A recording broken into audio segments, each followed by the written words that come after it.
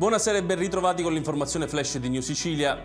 Arrivano aggiornamenti sulle condizioni di salute di Matteo Messina Denaro. Secondo fonti mediche il trattamento del boss mafioso per il suo tumore al colon sta procedendo bene e il suo stato di salute sarebbe buono.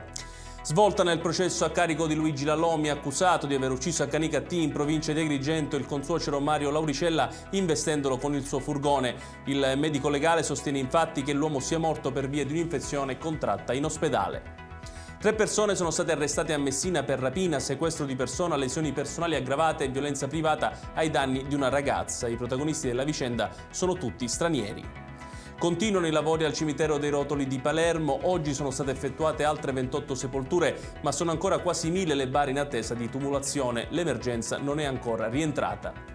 Questa mattina è stato presentato il Giro di Sicilia 2023 a Palazzo d'Orléans. La gara prevede 4 tappe con partenza da Marsale e arrivo a Giarre, stanziati quasi 4 milioni di euro per la sistemazione delle strade interessate dal passaggio del Giro. Tutti i dettagli li trovate sul nostro sito www.newsicilia.it. È tutto per questa edizione, grazie per averci seguito e buona serata.